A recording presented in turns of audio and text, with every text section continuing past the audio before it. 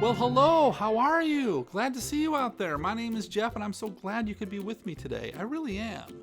Before we get started, I thought I'd recommend another movie. This is the 1966 Ray Dennis Steckler classic Rat Finka Boo Boo.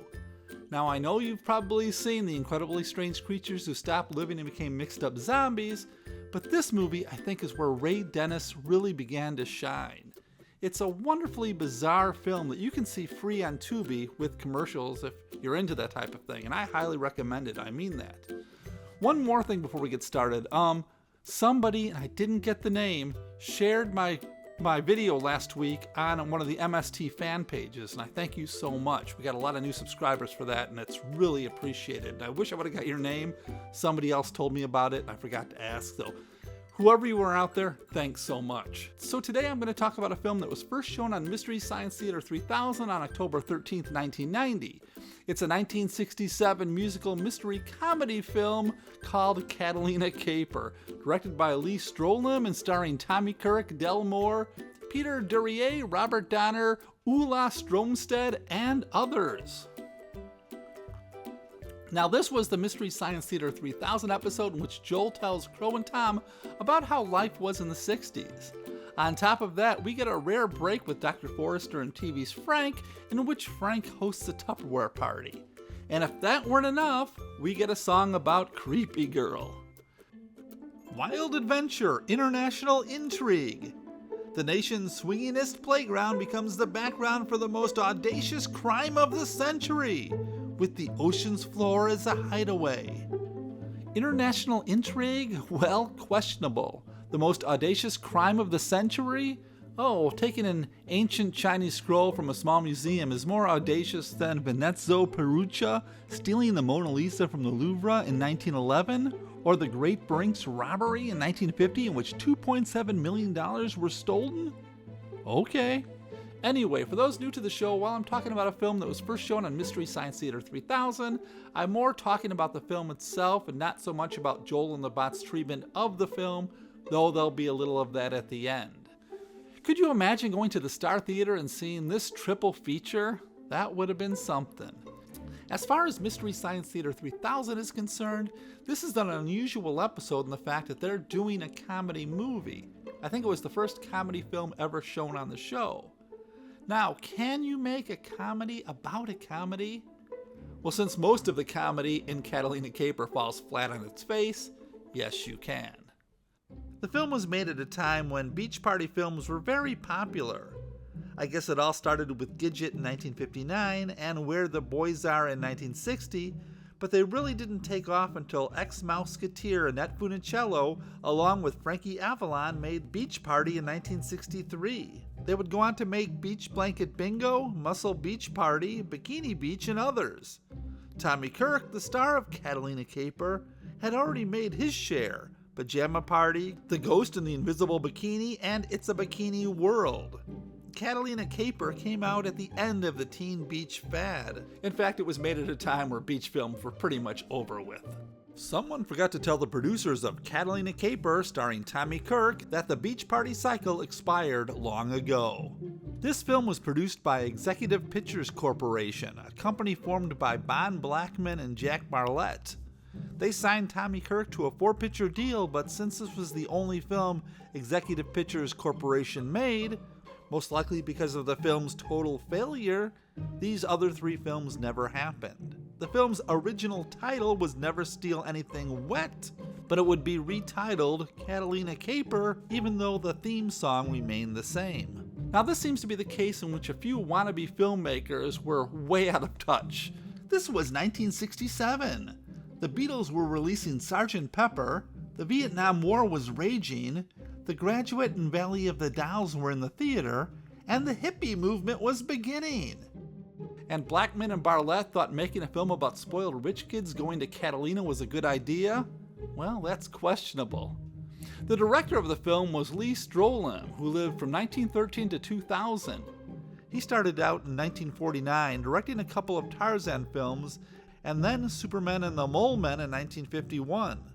Something that might appeal to this crowd was that he worked on a TV show called Criswell Predicts from 1953 to 1961 on KLAC TV. To call it a show might be a bit of an exaggeration. These were short bits in which everybody's favorite psychic predicts events of the future. A few of his other films were Tobar the Great and Cannibal Attack, both from 1954, and The Louisiana Hussy from 1959. He also directed a lot of television. Catalina Caper, I believe, was the last thing he ever directed. The writer of the film was Clive Ware. Clive lived from 1930 to 2010. He was an American television and film screenwriter, director, and producer, though I think his main job was writing for television, including 17 episodes of Gunsmoke. The star of the film was the one and only Tommy Kirk. Tommy Lee Kirk was on this earth from 1941 to 2021. He started out at the age of 14, working for Disney in the Mickey Mouse Club serial The Hardy Boys. Some of the films he did for Disney were Old Yeller from 1957, The Shaggy Dog in 1959, Swiss Family Robinson from 1960, Bon Voyage in 62, and The Son of Flubber from 1963. He left Disney, some say, after Walt found out he was gay. He signed with AIP to make a beach film with Annette Funicello. In an interview he said, "After I was fired from Disney, I did some of the worst films ever made and got involved with a manager who said it didn't matter what you did as long as you kept working." Some of his later films include Village of the Giants from 65, The Ghost in the Invisible Bikini from 66, Mars Needs Women from 68, It's Alive from 69, and Blood of Ghastly Horror from 1970. Unfortunately, Tommy got addicted to drugs and lost all his money. After overcoming his addiction, he worked as a waiter and a chauffeur before going into the carpet cleaning business. Del Moore plays Arthur Duval. Del lived from 1916 to 1970 and was an American actor, comedian, and radio announcer. He was mostly a TV actor who started on a show called Life with Elizabeth with Betty White. And he was also in quite a few Jerry Lewis films like The Errand Boy from 61, The Nutty Professor from 63, and The Patsy from 1964. He died only a couple years after Catalina Caper at the young age of 54. Vanetta Wolfe plays Tina. Vanetta lived from 1954 to 2014 and had a very short acting career that lasted from 1966 to 1969, mostly on TV. I guess her claim to fame was a series of commercials that told the world that blondes have more fun. Ulla Strömstedt plays Katrina Creepy Girl Corelli. Ulla lived from 1939 to 1986. She was born in Stockholm, Sweden, and had a short acting career. Her claim to fame was 12 episodes of Flipper. The only actor who really went on to do anything after this was Lyle Wagner, who played Angelo. Lyle lived from 1935 to 2020 and would go on to be a regular on The Carol Burnett Show from 1967 to 1974, and later he was on Wonder Woman from 1975 to 1979. Others that appear in the film are Peter Duryea as Ted Duval. He lived from 1939 to 2013 and was the son of actor Dan Duryea. Robert Donner plays Fingers O'Toole, and he lived from 1931 to 2006. And Sue Casey is Anne Duval. Sue lived from 1926 to 2019. There were a few cameos in the film, like the wonderful singing voice of Motown's Mary Wells, who sings the title song, Never Steal Anything Wet. Carol Connors, who was the lead vocalist on the Teddy Bears single, To Know Him Is to Love Him, sings the song The Book of Love, and of course, the best part of the film, Little Richard, who sings the not-so-great tune Scuba Party. And we have the Cascades, the band who was together from 1960 to 1975 with various members. They were best known for their single Rhythm in the Rain from 1962. On a quick side note, I think Joel and the Bots were a bit hard on this band. They were almost cruel, and I couldn't help thinking while watching, what if the band's watching this right now? Anyway, so what is Catalina Caper? Well, we begin with some not quite Disney-style animation, and a rockin' hit song, Never Steal Anything Wet, that gets us dancing. You may steal a kiss, it's permissible, you can return it. And speaking of dancing, as soon as the credits are over, we get a bunch of teens dancing to a classic instrumental tune in what appears to be some sort of pagan ritual.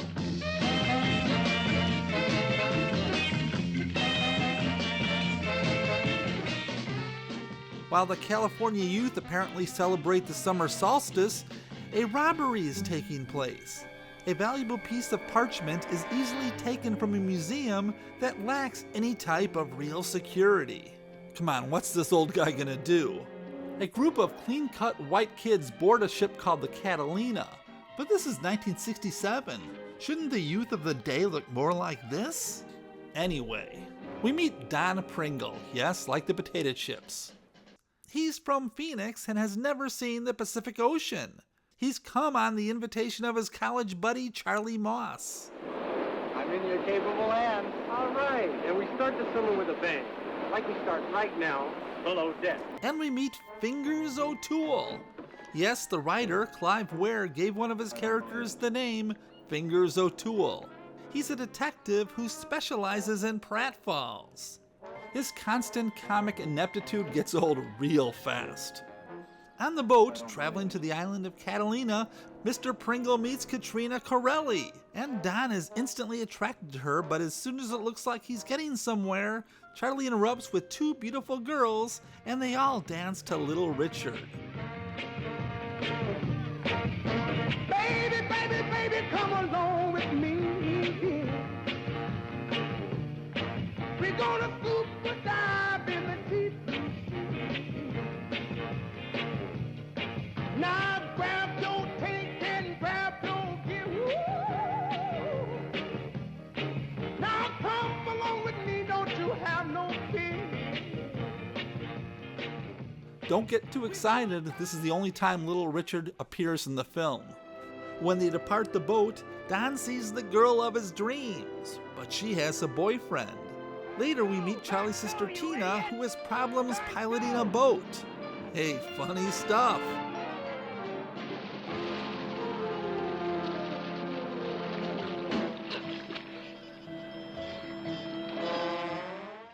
Tina is attracted to Don. We also meet the thieves, Arthur and Ann Duval, and their son Tad. Well, Tad isn't a thief, just his parents. He isn't aware of the crime, but he understands just who his parents are. Whenever you and Mother come to enjoy yourselves, it means you're involved in some kind of a shady deal. Son, you have cut me to the quick. I'm glad your mother isn't here to listen. When you talk like that, I know you're up to no good.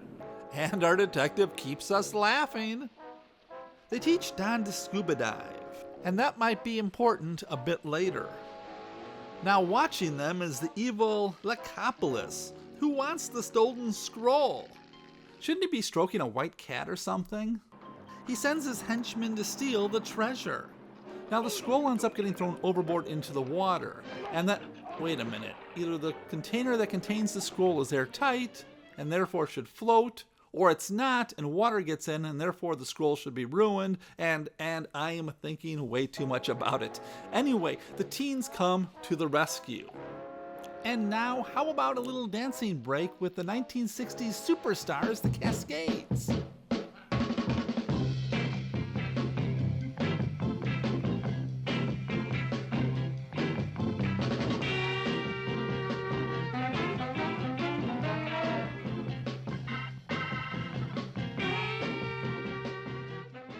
Wait, why are those guys wearing jackets in the hot sun of Catalina? And there's nothing wrong with two men dancing together. For the second tune, the Cascades sing a cover of the Ray Davies written song the Kinks recorded in 1965, There's a New World Just Opening for Me. There's a new world just opening for me. Been in love, but don't kick me like that. Trust me, the Kinks version of the song is a lot better. But now let's have a little fun on the beach.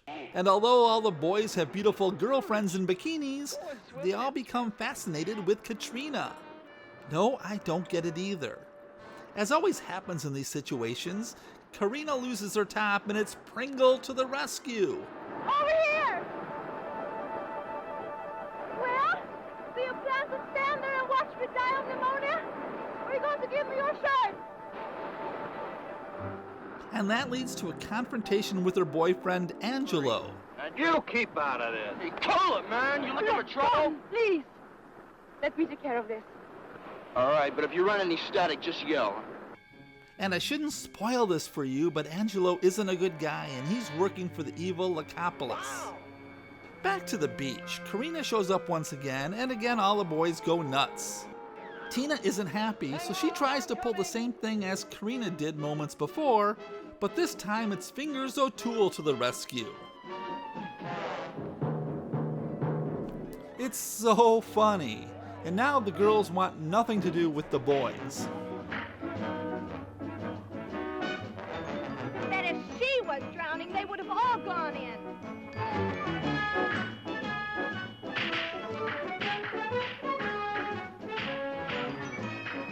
And speaking of O'Toole, there's no way this can go wrong.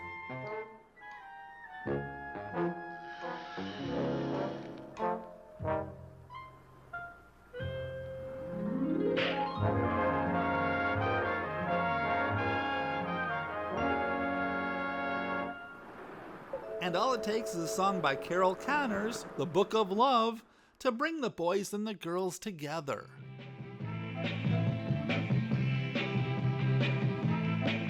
When a girl meets a boy, no one knows why. One moment she's happy, the next she'll cry. Love has never been figured mathematically. That's the business of the heart done biologically. The book of love. The book of love. A bestseller. A bestseller. Let's not rewrite it. Let's not rewrite it. Let's not fight it. Let's not fight it. Let's get together. Let's get together. That's the way it should be. That's the way it should be. To make a long story short, the teens are used to find the scroll with the pretense of a watery scavenger hunt. During the hunt, the evil divers show up, and we have time for a quick silly joke that no one laughs at.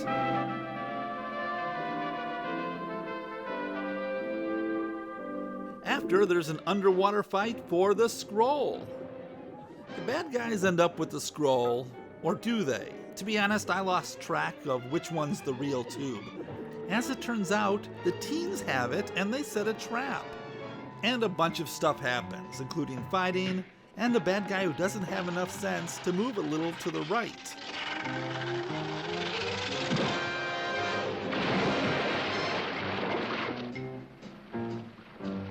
And just when the detective seems to have his man, It's gone. It was in there. I know it was in there. what happened to the scroll? And by putting it back in the museum, everything is all right, and no one is punished. Everyone is happy. Tina is with Tad, Pringle is with Katrina, and everybody's dancing, even our sad excuse for a detective, O'Toole. It's the feel-good movie of 1968.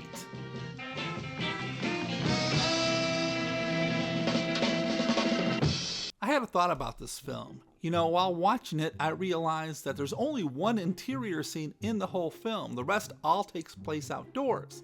And I'm wondering if, because of the cost of permits to film in Catalina, they had no money to build sets. I could be wrong about that.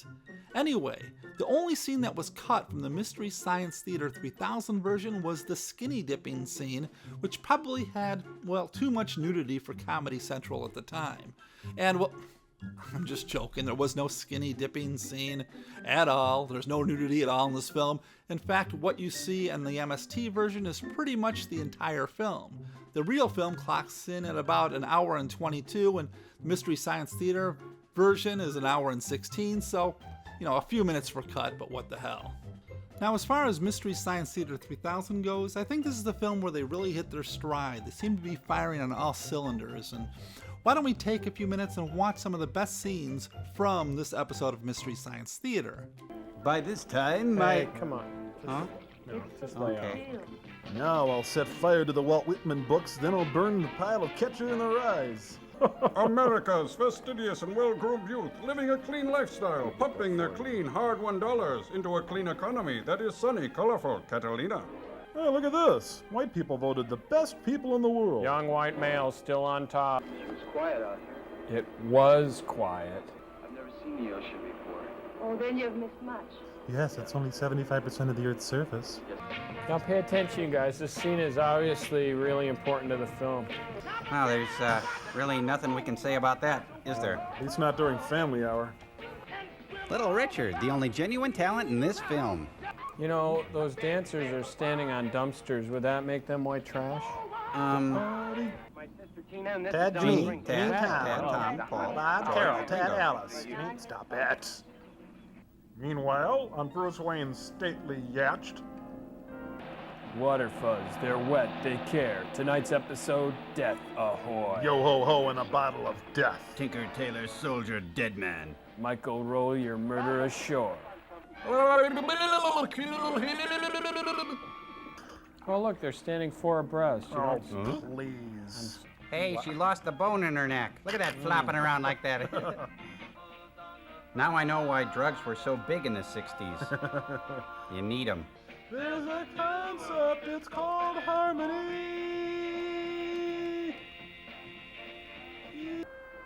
Oh, Joel, it's her. Who's that? It's a creepy girl, Joel. He's kind of caught between a rock and a hard place. Ah, the clean smell of kids who know they rule the world. Mayberry, After Hours. got a movie that's as long as a whale. About to set sail. Woo. So next week I'm going to talk about a film that came out in 1960. It's a film that warns all of us about the dangers of atomic war.